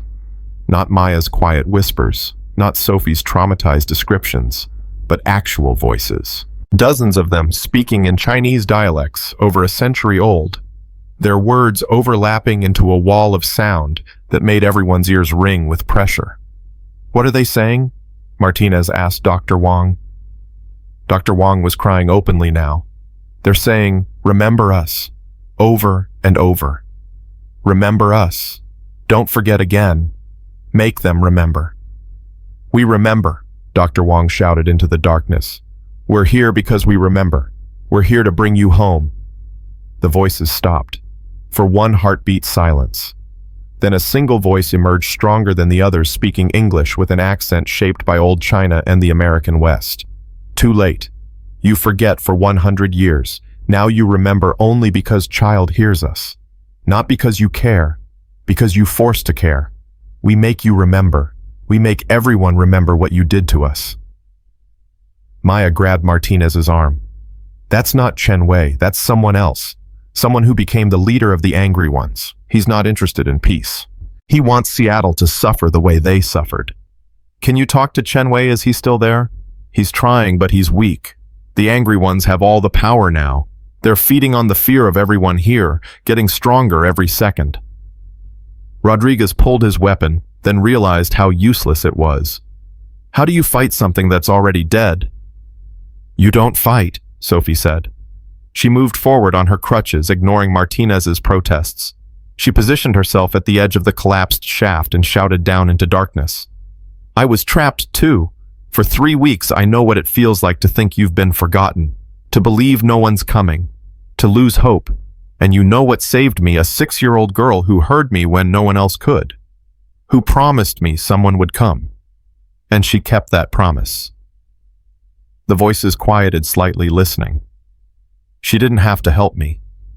She didn't have to draw that map, but she did, because she couldn't stand the thought of us being alone. That same girl is trying to help you now. She's been carrying your voices for days, a child bearing the weight of your pain because no one else could hear it. And instead of thanking her, you're threatening to hurt people, to become the monsters you think others were to you. They sealed us in the dark to die, the angry voice roared back. Left us to suffocate like animals, no mercy, no rescue, only death and forgetting. I know, and it was wrong, it was evil, but these people here right now, they didn't do that to you. They're trying to make it right. Dr. Wong is descended from Chen Wei. She's family. She's been searching for you her whole life without even knowing it. We found you. We're excavating the chambers. We're going to give you proper burial, proper respect, make sure the whole world knows what happened. Isn't that what you want? Silence from below. The cold air stopped rushing upward. The pressure in everyone's ears eased slightly. Then Maya spoke, her voice amplified somehow, carrying weight it shouldn't have. Chen Wei says to listen. He says Sophie speaks truth. He says the angry ones have forgotten what they're actually angry about. They're not angry at being left to die anymore. They're angry at being forgotten. But we found you. We remember you. The whole city will remember you. Your names will be known. Your story will be told. Your descendants will mourn you properly. Isn't that better than revenge? The voices below murmured, arguing among themselves in languages dead for decades. The thermal signatures on the monitor swirled patterns, shifting and reforming. Dr. Wong stepped forward. Great-great-grandfather, if you can hear me, if any part of you is still you, we need your help. Help us calm the others. Help us bring everyone home peacefully. You protected your workers in life. Protect them in death. Don't let them become what killed them, hatred and fear and violence. You were better than that. Show them how to be better. The shaft pulsed with light, not fire, not electricity, something else entirely. A glow that seemed to come from nowhere and everywhere, illuminating the darkness below. And in that light, a figure appeared, translucent, barely visible, but undeniably present. An older Chinese man in clothing from another century, his face tired but kind, standing at the bottom of the shaft, looking up at them. Chen Wei, Dr. Wong whispered. The figure raised one hand, palm outward, not threatening, pleading. His mouth moved, forming words that didn't quite reach their ears, but somehow resonated in their chests. Maya translated, tears running down her face. He says he's sorry. He's sorry he couldn't save them. He's sorry they suffered. He's sorry they turned their pain into poison. He says he's been trying to guide them toward peace for so long, but he's just one voice against dozens of screaming souls. He needs help. He needs the living to give the dead permission to rest. How? Martinez asked. What do we need to do? Acknowledge them. Say their names.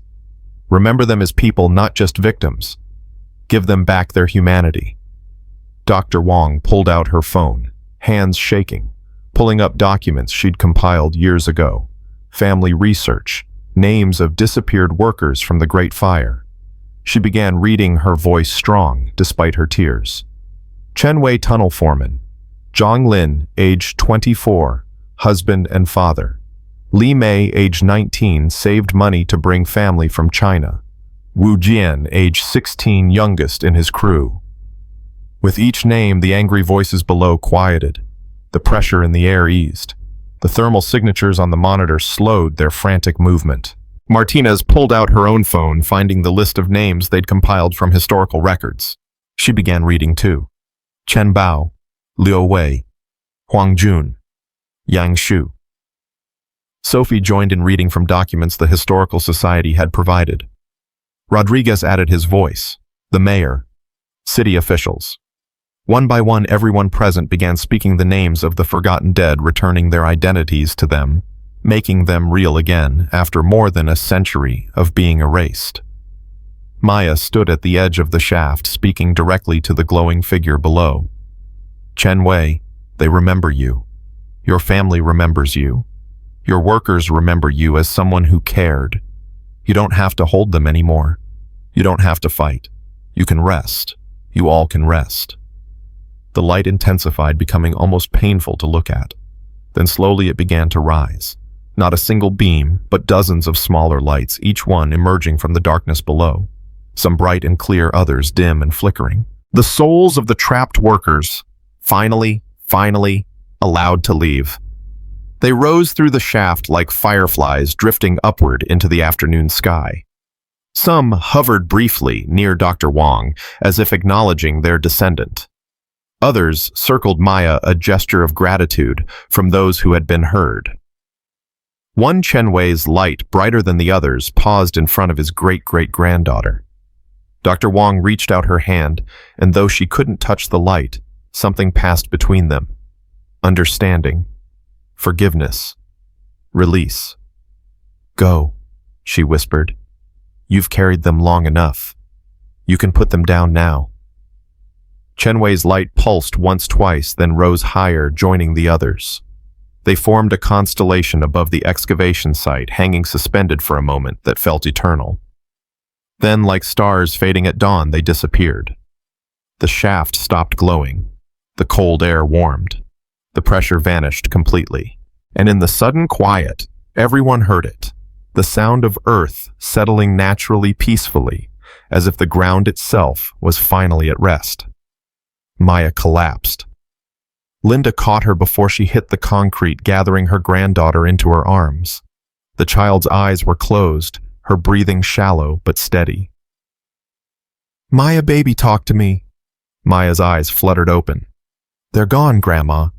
They're not calling anymore. It's quiet. Is that good? It's perfect. Maya smiled, genuinely smiled for the first time in weeks. They're free, and so am I. Dr. Chen checked Maya's vitals, her hands still trembling from what she'd witnessed. Pulse is strong. Breathing normal. She's exhausted but stable. What just happened? The mayor asked, her voice shaking. What did we just see? Something I'll spend the rest of my career trying to understand, Dr. Chen said, and probably never fully explain. The thermal imaging operator stared at his now blank screen. The signatures are gone. All of them. Just gone. Like they were never there. Because they weren't. Not anymore. Rodriguez holstered his weapon and knelt beside Zeus, who had finally calmed, resting his head on Maya's lap. They moved on. Wherever people go when they're done here, they finally went. Dr. Wong was crying quietly, years of family grief finally finding resolution. Martinez put an arm around her shoulders. We'll continue the excavations. Recover all the remains. Give them proper burial with full honors. Every name will be recorded. Every story told. This city will never forget them again. Because of that little girl. Dr. Wong looked at Maya with something like awe. She gave them back their voices. And then she helped them find peace. How is that possible? I don't think we're meant to understand it fully, Sophie said. Some things exist beyond explanation, beyond science. Maya is one of those things. A gift we don't deserve, but desperately needed. The excavation crews returned slowly, examining the shaft that had opened. The drill operator peered down into darkness with his flashlight. The chamber's still down there. We can continue recovery operations. But it's different now. Feels different. Feels like a grave instead of a prison, Rodriguez said. Yeah, I get that. Over the next week, the remaining chambers were excavated without incident. No more angry voices, no more supernatural events, just the careful, respectful work of bringing home people who had been lost for over a century. They found 47 bodies total, each one documented, studied, treated with reverence. The Chinese community held services spanning 3 days, honoring the workers who had been forgotten. Dr. Wang spoke at every service, telling the story of her great-great-grandfather who stayed with his crew until the very end. And at each service, prominently displayed, was a photograph of Maya, the child who heard the voices no one else could hear, who refused to let them be forgotten again. Maya herself stayed away from the excavations after that day. Linda kept her home, letting her be a normal 6-year-old for the first time in weeks. She drew pictures of flowers and played with dolls and watched cartoons. The nightmares didn't return. But Zeus visited every day, as if checking on her, making sure she was okay. Rodriguez stopped trying to keep them apart. Some bonds couldn't be explained or broken. Sophie returned to graduate school, her dreams of teaching stronger than ever. But she changed her focus. She would teach history, specifically the history of forgotten communities, of people whose stories had been deliberately erased. She would make sure no one else suffered the fate of Chen Wei and his workers. Martinez received commendation from the mayor, though both of them knew the full story could never be told. The official report mentioned Maya's unusual intuition and the successful recovery of historical remains. It didn't mention lights rising from underground or voices of the dead speaking through a child. Some truths were too large for official documents. Dr. Chen published a paper on crisis telepathy and extended consciousness using careful language that hinted at what had happened without fully documenting it. The scientific community was skeptical as expected. But some researchers reached out, sharing their own impossible stories, their own encounters with phenomena that defied explanation. A network was forming. People who understood that reality was larger than what could be measured and proven. That some gifts existed beyond science's ability to categorize. And in that network, Maya's story became legend. The child who heard the dead and gave them peace. Who opened herself to unimaginable pain because no one else could bear it.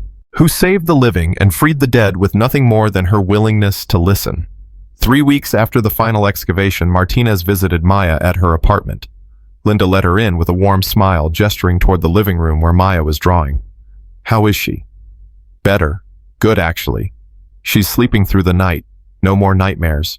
No more drawing on the refrigerator at 2 a.m. Linda's voice caught. You gave me my granddaughter back. Thank you. Martinez sat beside Maya, watching her create a chalk drawing of a rainbow. Hey, kiddo. How are you feeling? Good. Quiet. I like quiet now. I bet you do. Martinez pulled out a photograph, setting it on the coffee table. I wanted to show you something. We finished the memorial. It's a wall with all the names engraved. 47 people who died in the fire finally acknowledged, finally remembered. And at the center, there's a plaque. It says, found and freed by those who listened. That's you, Maya. You listened when no one else could. Maya studied the photograph. Are they really at peace? The sad people, the angry ones. I believe so, don't you? Yeah, I think so too. I don't hear them anymore. Just normal things now, like birds and cars and grandma making breakfast. Normal is good. Normal is perfect. Maya looked up at Martinez with those eyes that had seen too much. But if someone else needs help someday, if they're lost and calling and nobody can hear them, will you come find me? Martinez's throat tightened. Maya, you don't have to. I know I don't have to, but I can. And if I can help and I don't, then I'm just like the people who sealed those tunnels and forgot about the workers. I'd be someone who heard suffering and did nothing. She returned to her drawing. So if it happens again, you come find me. Okay? Martinez looked at Linda, who nodded slowly, pride and fear mixing in her expression. This child had been given a gift or a burden depending on how you looked at it, and she was choosing to embrace it, not run from it. Okay, Martinez said. If it happens again, we'll find you. Good. Maya added yellow chalk to her rainbow. Now you should go. Grandma's making cookies and you don't want her cookies to get cold. They're best when they're warm. Martinez left the apartment with a smile, but her heart was heavy, because she knew deep down that this wasn't over. Maya had opened a door, demonstrated a capability that the universe now knew existed. And the universe had a way of sending problems to people capable of solving them. Other voices would call. Other lost souls would find the girl who listened. And Maya, despite being only 6 years old, would answer. Because that's what she did. That's who she was. The bridge between the living and the dead. The voice for the voiceless. The child who refused to let anyone be forgotten. And somewhere in whatever place Chen Wei and his workers had finally found, they watched over her. Guardian spirits for the little girl who had freed them, protecting her the way she had protected their memory. The story wasn't over, but this chapter was.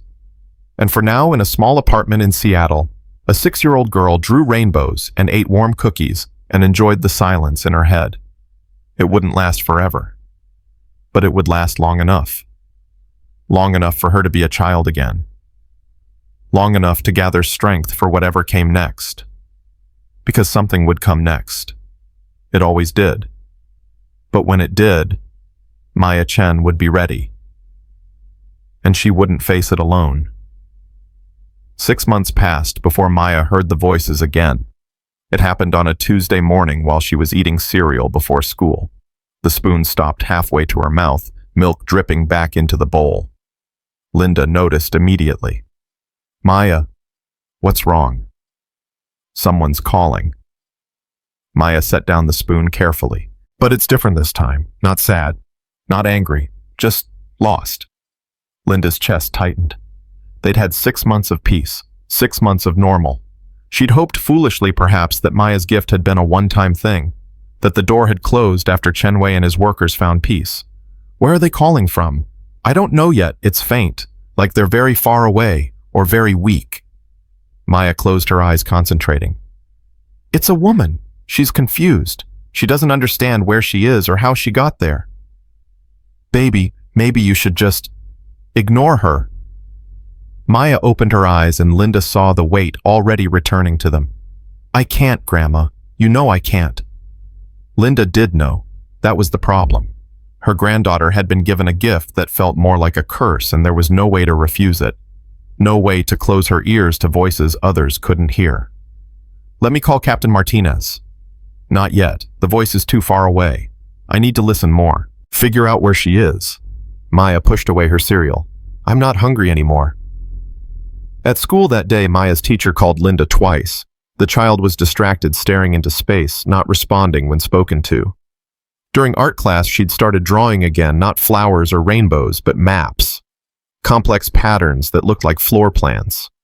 Linda picked her up early, finding Maya sitting in the principal's office with drawings spread across the desk. The principal, Mrs. Harrison, looked concerned and confused in equal measure. Mrs. Chen, I don't understand what's happening. Maya has been an excellent student for months, but today she seems completely disconnected. And these drawings, she gestured at the papers. They're very sophisticated for a 6-year-old, almost architectural. Linda gathered the drawings, recognizing the patterns immediately. She's going through something. I'll keep her home tomorrow. Is everything all right at home? Does she need to see the school counselor? Everything's fine, she just needs rest. But everything wasn't fine. Linda knew it. Maya knew it. And by the time they got home, Zeus was waiting at their apartment door with Rodriguez standing beside him, looking apologetic. He insisted on coming. Started whining at the station an hour ago. Wouldn't stop until I brought him here. She's hearing voices again, Linda said quietly. Rodriguez's face fell. Already, it's only been 6 months. Apparently, the universe doesn't care about her needing a childhood. Maya opened the door, and Zeus immediately pressed against her, whining softly. She wrapped her arms around his neck. You felt it too, didn't you? Someone calling. The dog licked her face in response. Rodriguez stepped inside. Maya, can you tell me about the voice, where it's coming from? A building, tall, lots of floors. She's somewhere in the middle, but she can't find the doors. She keeps walking in circles. Is she alive? I think so, but maybe not for much longer. She's very weak, very scared. Rodriguez pulled out his phone, calling Martinez. Captain, it's happening again. Maya's picking up something. Martinez arrived within the hour, Dr. Chen with her. They spread Maya's drawings across the living room floor, studying the patterns. Dr. Chen's expression grew increasingly troubled. These are floor plans, multiple levels. The layout suggests a large building, possibly commercial. She pointed to specific markings. And these look like ventilation shafts.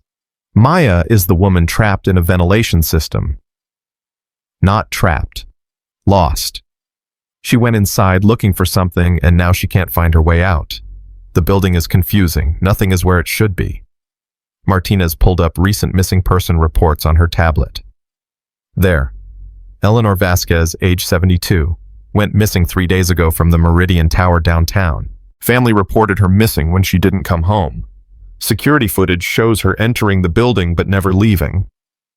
Meridian Tower is 40 stories, Rodriguez said. If she's lost somewhere in there. We've already searched it, Martinez interrupted. Building security did a full sweep. They found nothing. Then they didn't look in the right places. Maya stood gathering her drawings. Because she's there, and she's running out of time. How long does she have? Dr. Chen asked gently. Maya's face was grave. Maybe a day, maybe less. She hasn't had water. She fell and hurt her leg. She can't walk anymore. Martinez made the call. 20 minutes later, they were at Meridian Tower with a full search team, K9 units, and building management looking baffled and defensive. I'm telling you, we searched every floor, the building manager insisted. Every office, every storage closet, every stairwell. There's no one here. Then explain how an elderly woman entered your building 3 days ago and never left, Martinez said sharply. I can't explain it, but we looked. There's nothing to find. Zeus and the other K9s were brought in given Eleanor's scent from items her family provided. The dogs began searching, but unlike with Maya's street art, they seemed confused, uncertain. They'd catch a scent, follow it, then lose it. Circle back, try again. It's like she's everywhere and nowhere, Rodriguez said, watching Zeus pace in frustration. The scent is too dispersed. Because she's been wandering, Maya said. She stood in the lobby, eyes closed, listening to something only she could hear. She went up to the 23rd floor looking for a doctor's office. Her appointment was at 2 p.m. But when she got off the elevator, the hallways didn't look right. She got confused, started wandering, went through a door she shouldn't have gone through. What door? Martinez asked. I don't know. She can't remember. Everything looks the same to her now. She's very confused. She keeps saying her husband is waiting. She needs to get home before he worries. Dr. Chen pulled up information on Eleanor Vasquez. Her husband died 4 years ago. She has moderate dementia. The family said she sometimes forgets he's gone. The search team spread through the building, checking the 23rd floor thoroughly. Medical offices, corporate suites, storage areas. They found nothing. No sign anyone had been there recently. Maya stood in the hallway, turning slowly, trying to feel where Eleanor had gone. Zeus stayed close to her, the dog's instincts aligned with the child's impossible gift. There. Maya pointed to a plain door marked Maintenance, Authorized Personnel Only. She went through there. The building manager unlocked it, revealing a narrow stairwell leading up and down. This is just for maintenance access. It connects to the mechanical floors and ventilation systems. Is it easy to get lost in there? Martinez asked. It's a maze. There are catwalks between the regular floors, crawl spaces for ductwork equipment rooms. If someone with dementia went in there and got disoriented. He trailed off, the implications clear. Show us. They entered the maintenance stairwell, the space immediately oppressive and confusing. Unlike the regular building, this hidden infrastructure had no clear signage, no obvious paths. Pipes and ducts created a labyrinth of metal and concrete. Zeus barked sharply, nose to the ground. He'd found something, a scuff mark on the metal floor. Then another. Someone had been here. Eleanor, Martinez called. Eleanor Vasquez, can you hear me? Her voice echoed strangely in the confined space, bouncing off metal surfaces, until it was impossible to tell where sound originated. No response. Maya closed her eyes again. She can hear you, but she can't call back. She's too weak. She's lying down. She gave up trying to walk. She's just waiting now. Waiting for what? For her husband. She thinks if she waits long enough, he'll find her like he always did when she got lost. Dr. Chen's eyes filled with tears. The tragedy of it, an elderly woman with dementia lost in a mechanical maze waiting for a dead husband to rescue her. The search team split up, each taking different passages. Zeus led Maya and Rodriguez down a narrow catwalk that ran between floors about 4 feet high, requiring them to crouch. The space was dark, lit only by their flashlights, filled with the hum of building systems. Maya stopped suddenly. Here, she's close. Zeus barked urgently, squeezing through a gap in the ductwork. Rodriguez followed his flashlight beam, cutting through darkness until it found something that made his breath catch. Eleanor Vasquez lay curled on her side on a narrow platform between 2 massive air ducts. Her leg was bent at a wrong angle, obviously broken. Her lips were cracked and bleeding from dehydration, but her eyes were open, staring at nothing. "Found her," Rodriguez shouted into his radio. "We need medical up here now." He crawled to Eleanor, checking her pulse. Weak, but present. "Ma'am, can you hear me? Help is coming." Eleanor's eyes focused slowly on him. "John, is that you, John? I got lost again. I'm sorry. I tried to find my way home." "It's okay. You're safe now." "Where's my appointment? I was supposed to see the doctor. John made me promise I'd go." Rodriguez's throat tightened. "You went to your appointment. You did great. Now we're taking you home." Paramedics arrived, the rescue effort complicated by the narrow spaces. They stabilized Eleanor, starting a V fluid splinting her broken leg. Getting her out required a stretcher specially designed for confined space. Rescue 3 men working in coordination to navigate the maze of ductwork. Maya stayed back, watching tears running silently down her face. Martinez knelt beside her. "You did it again. You saved her." She was so scared. She called and called, but nobody heard her. She thought she was going to die in there alone. She kept calling for her husband, even though some part of her knew he was already gone. But you heard her, and because you did, she's going to be okay. This time. But what about next time? What about all the people calling that I can't hear? What if I miss someone? What if I'm not listening at the right moment and someone dies because I failed? Martinez pulled Maya into a hug. "That's not your responsibility. You're 6 years old. You shouldn't have to carry this." "But I do carry it. Whether I want to or not. The voices find me. And if I ignore them, I'll know. I'll know someone died because I chose not to listen." There was no good response to that. Martinez just held her, this child who bore a burden that would break most adults. Eleanor was taken to the hospital. Her family arrived crying with relief and gratitude. They wanted to meet Maya to thank her, but Martinez kept them away. The child had done enough. She deserved to go home. But the story leaked anyway. It always did. Within days, news outlets were running pieces about the miracle girl who hears the lost. Maya's face was on television again, her name in newspapers. Social media exploded with theories and requests and desperate pleas from families of missing people. Linda's phone wouldn't stop ringing. People begging her to let Maya help find their loved ones. Offering money, making threats when refused, claiming Maya had an obligation to use her gift. "We need to leave Seattle," Linda told Martinez during an emergency meeting at the police station. "Go somewhere quiet, somewhere she can have a normal life." "Running won't help," Dr. Chen said gently. "The voices don't care about geography. If someone's calling strongly enough, Maya will hear them regardless of where she is." "Then what do we do? Let her be consumed by this? Let every tragedy in the world become her responsibility?" "We protect her," Martinez said firmly. "We create boundaries. We control the information flow. When Maya hears someone, she tells us. We investigate quietly. We don't publicize her involvement. We make it clear to the media and the public that she's a child, not a resource to be exploited. And when people show up at our door anyway, when they camp outside our apartment begging for help, when they accuse her of letting their loved ones die because she didn't listen, the room fell silent. Because Linda was right. There was no protecting Maya from the weight of her gift. Not really. They could shield her from media attention, but they couldn't shield her from her own conscience, from knowing she had an ability others didn't, an ability that could save lives. Maya walked into the room, having been waiting outside. "I heard what you said, Grandma, about leaving, and I understand. You're scared for me. But running won't change anything. The voices will follow. They always will. Baby, you're too young to make this decision. I'm the only one who can make it. It's my gift, my burden, my choice."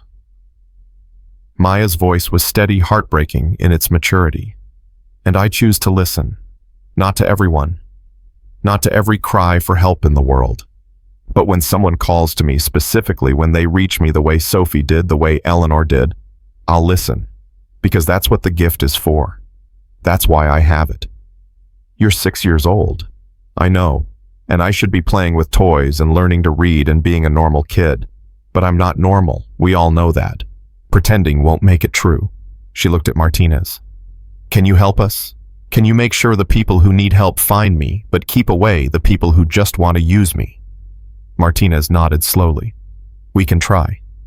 I can't promise it'll be perfect, but we'll do everything we can to let you have a childhood while still honoring your gift. That's all I'm asking." A system was established over the following weeks. Dr. Chen became Maya's official counselor, monitoring her mental health, teaching her coping mechanisms for the emotional weight she carried. Martinez created a discreet tip line. Families of missing persons could provide information, and if Maya picked up on their loved one's call, the police would investigate without publicizing her involvement. Sophie finished her graduate degree and moved back to Seattle, becoming part of Maya's support network.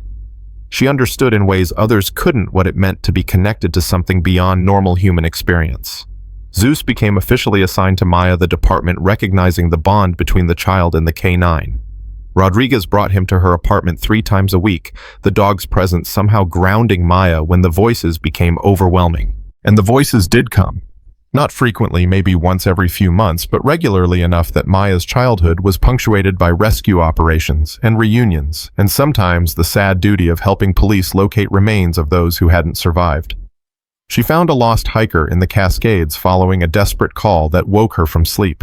She located a teenage runaway hiding in an abandoned building, hearing the girl's prayers for someone to care enough to search.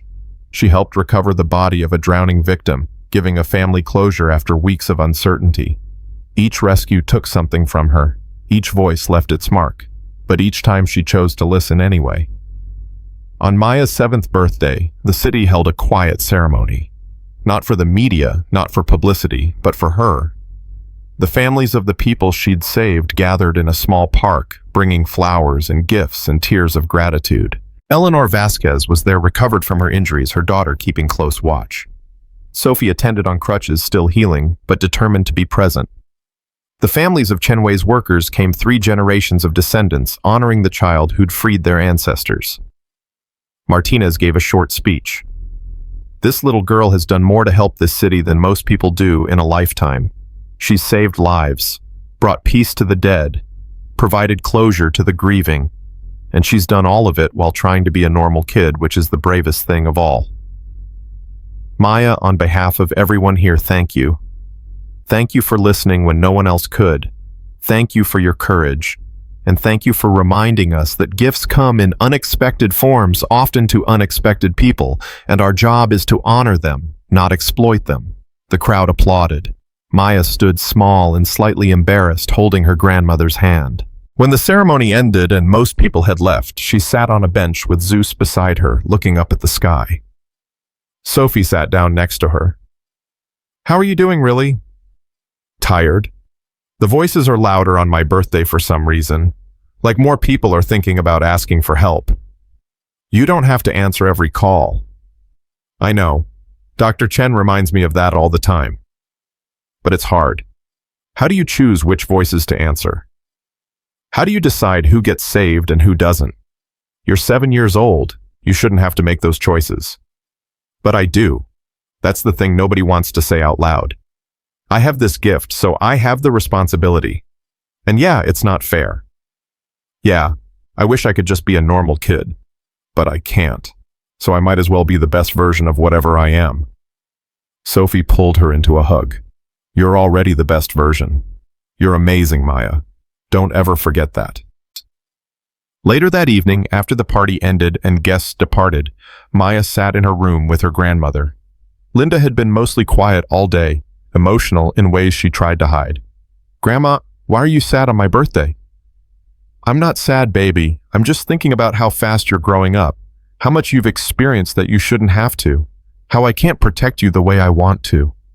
You protect me every day. You make sure I eat and sleep and go to school and have normal things. That's important too. Maybe even more important than the gift. I don't want the gift to consume you.